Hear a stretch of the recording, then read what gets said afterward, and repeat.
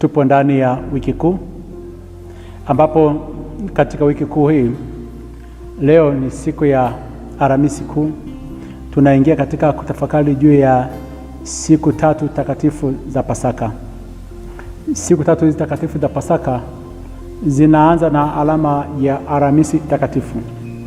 Ni siku ambapo Yesu aliweka sakramenti takatifu ya Ekaristi, na ni siku ambayo aliweka sakramenti ya upadirisho, ni siku ya mapadri, na pia ni siku ambapo aliweka sakramenti ya upendo kwa kuwaosha miguu.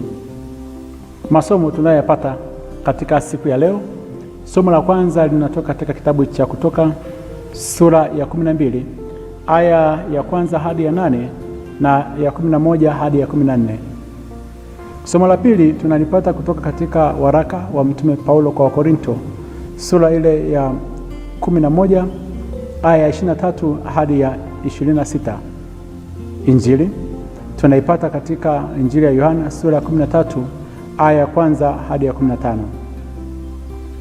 Katika habari za Agano la Kale, Mwenyezi Mungu katika kuweza kuwatoa wana wa Israeli kutoka katika ule utumwa wa Misri, aliwaandaa kwa namna mbalimbali.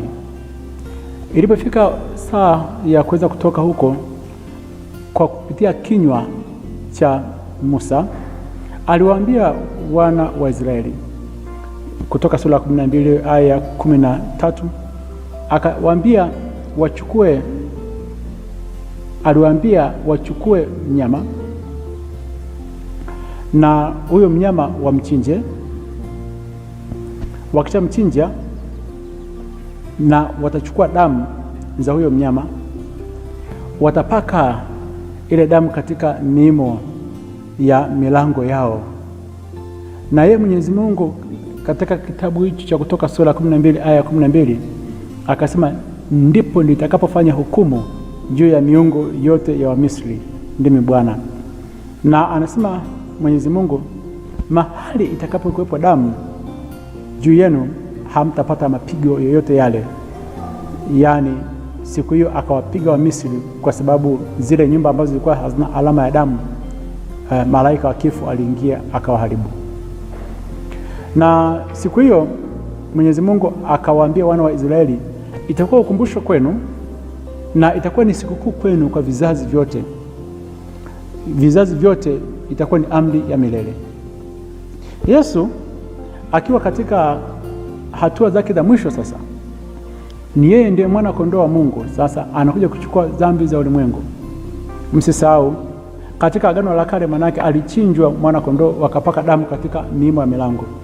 Yeye sasa anakuja kumwaga damu yake, anakuja kutolewa sadaka. Ndipo sasa katika ile Alhamisi Kuu anaweka sakramenti ya Ekaristi Takatifu na anamwaga damu yake kwa ajili ya watu wote kuweza kuwakomboa. Inakuwa ukumbusho wa milele na inaanza kuandaa Pasaka, yani ufufuko wa Bwana wetu Yesu Kristo.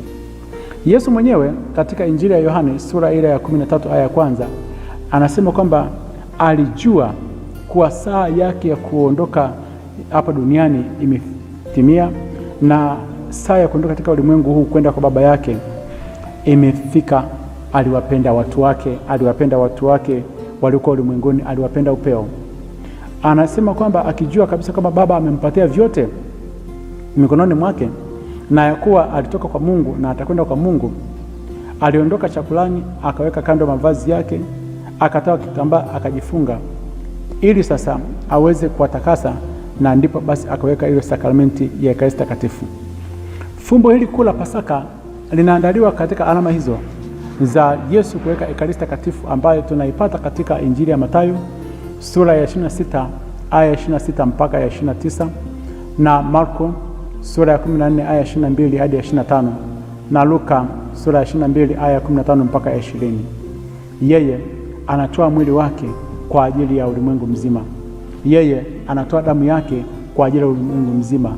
Anasema kwamba twaeni mle nyote, twaeni mnywe nyote, na hiyo inakuja kuwa alama kwetu.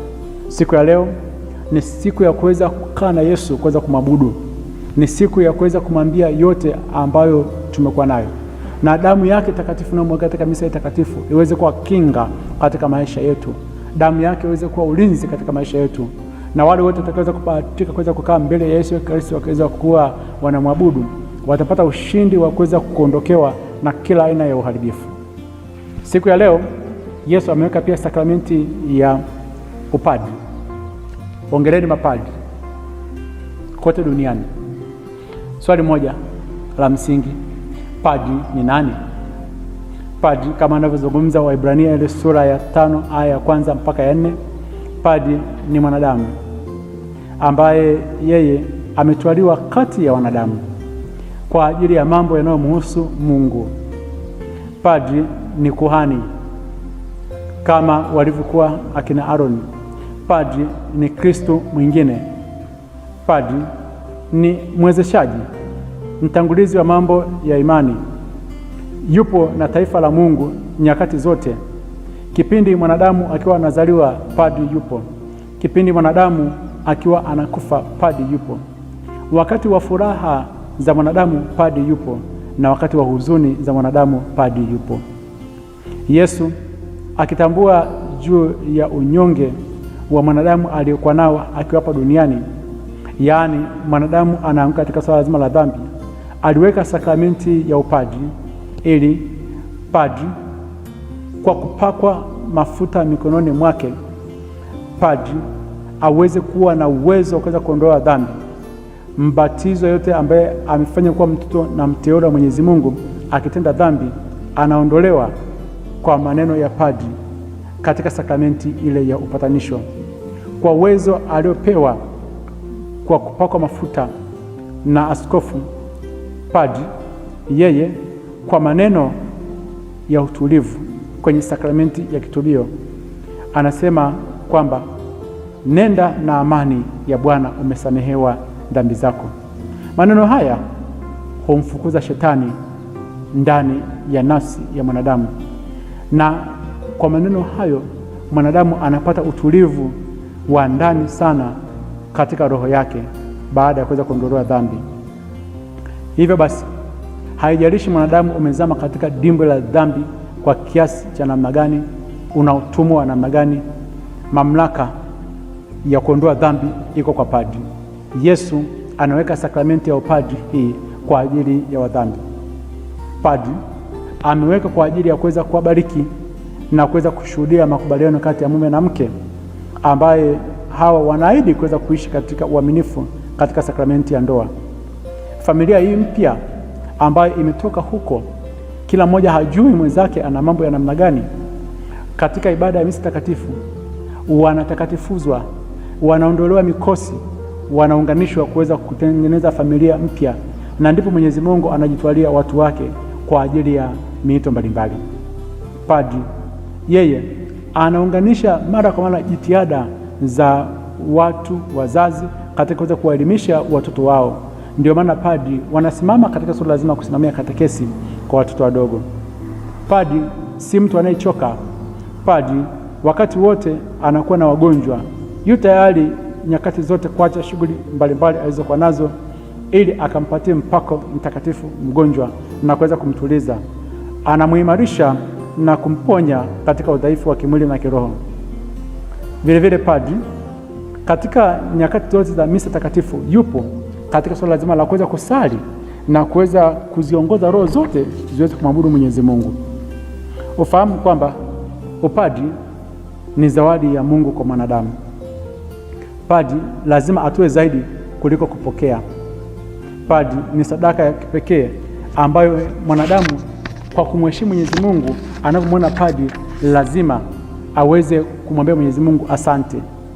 Ni mtu ambaye anamwakilisha Kristo, kama vile Mtakatifu Francisco wa Asizi alivyosema, kama nikikutana na malaika pamoja na padri, ningeweza kumsalimia kwanza padri, kwani malaika ni rafiki wa Mungu. Padri ni mhudumu wa Mungu. Heshima ya padri inatamkwa wazi na Bwana wetu Yesu Kristo, ambaye anasema, awasikilizaye ninyi anisikiliza mimi, naye awakatae ninyi anikataa mimi, naye amkatae mimi amkataa yeye aliyenituma. Luka sura ya 10 aya 16. Siku ya leo ni siku Yesu alipoweka ile amri ya upendo kama tunavyoipata katika ile Injili ya Yohana sura ya 13 aya 4. Yesu aliondoka chakulani, akaweka kando mavazi yake, akatoa kitambaa, akajifunga kiunoni, akaanza kuwatawadha wanafunzi miguu na kuifuta kwa kile kitambaa alichojifunga. Ingawa Petro alikataa katika suala zima la kutaka kuweza kuoshwa, Yesu alimwambia, kama nisipokutawadha una shirika nami? Basi akawaambia, ikiwa mimi ambaye ni Bwana na mwalimu wenu nimewatawadha ninyi miguu, imewapasa vivyo hivyo kutawazana miguu ninyi kwa ninyi, kwa kuwa nimewapatia kielelezo. Ishara mojawapo katika ibada ya leo ni mapadri kuweza kuwaosha miguu wale ambao wameandaliwa kwa kazi hiyo.